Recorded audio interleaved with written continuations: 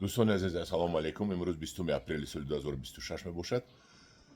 من به شما نشون میدم که خونتوک چلو رو چه کردن در کور. من اما بسیار کردیم پارت اف دم در یادم رسید که یک نوار کرده به شما پارت های من همین ولید خونتوک کدگینی انگروش ما همین حالت قرار دارد. چیکار میکنیم؟ ما اول برای اون که خونتوک کنیم و خوشه‌های در کور کندن پارت هایم اول از تگش یک کم کم برگش رو میگیریم و میبینیم که کدام خوشه من تو خوشه رو برگ میگیریم بسیار نه کدام نودارو کنده پرستان در کور. من ما علاقه گرفتیم معلوم شد که کدام نودارو کنده پرستان در کور. من ما میبینیم که اینجا دو تا از یک چشم دو نودار رفتگی یکیش داخل اینجا در آمدگی یکی این طرف آمدگی همین طرفی که این طرف میبیاید آزاد میبیاید میمونیم طرفی که بالای این میرود بالای اینو میبرد جنگل میشد بگیریم منه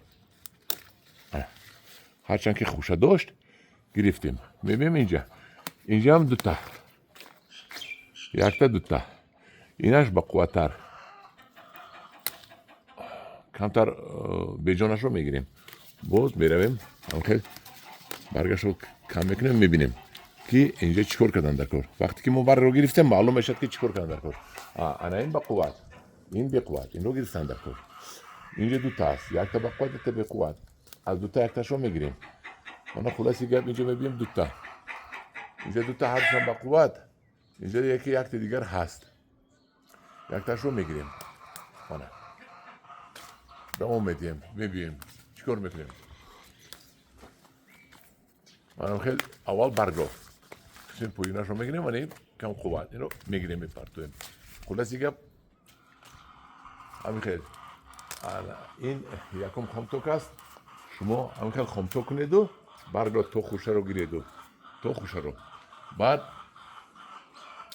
بسیاری بدم نگیرید از خوشه نگذارانید که بعد وای اگر وای نکند دریا نکند برگ کردنده و آفتاب ماهی ایول ده خوشوی شما به برگ ماند بالاش اگر انگور شما رو آفتاب ماهی ایون ده میسوزاند انگوری کبوتکتون رو.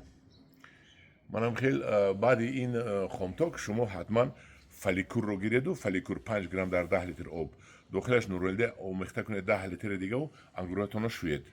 در پناه خدا باشید.